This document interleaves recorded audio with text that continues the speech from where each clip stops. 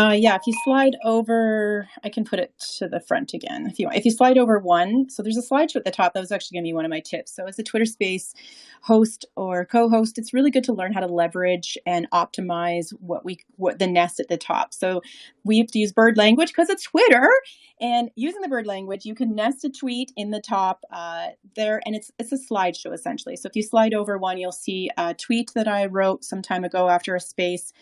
If you want real conversations without varied cultural customs that get in the way, worrying about your appearance, stereotypes, gender separations, rich versus poor separation, or educational differences, try out Twitter Spaces.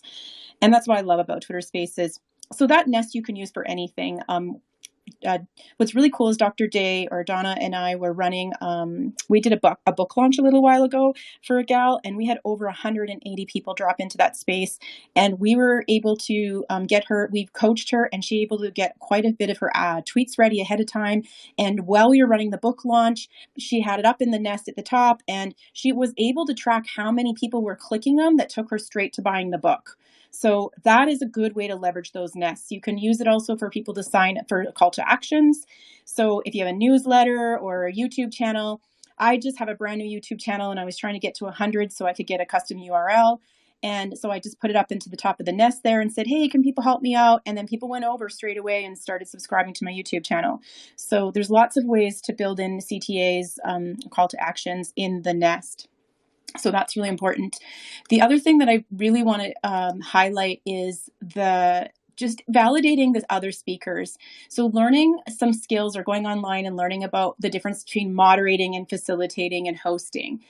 What happens in Twitter Spaces is you end up doing all three, and you can do one because you're doing only one. So a moderator is controlling the room, a facilitator is encouraging and getting great conversation, and then a host can be all of them, and sometimes they're just the basically the main account that's holding it. So you will get people who come up. I have little names for them, like the serial storyteller or the political ranter, or, we get a variety of different types that come up onto the speaker panel. And I always think it's really important to validate people, even if what they're talking about is completely off topic or potentially inappropriate. It depends on how inappropriate. But I try to really honor people the best I can. Everyone's from different cultures. They may be new to Twitter Spaces, and so you just don't know.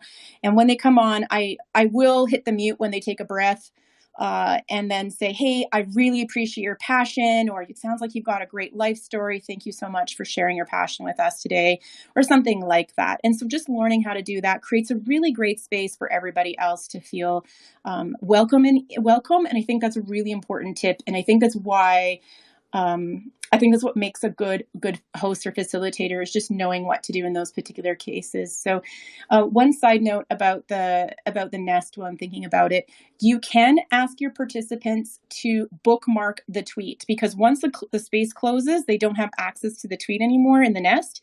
And so if I had a call to action up there, or maybe I've put some good content up there, I can say to them, hey, you can bookmark this and then come back to it later. So if any of us have what's called Twitter Blue, you can actually put those into categories. And so that can be really helpful for repurposing. I've written articles like 3 months ago, and we'll be talking in a space. I'll be like, oh, wait a minute, I wrote a tweet about that, or I wrote a thread about that. And I'll go pull it up and put it in the nest. And so I'm repurposing old content that I wrote months ago, and all of a sudden people are retweeting it again. So it's a really good way to repurpose your previous content.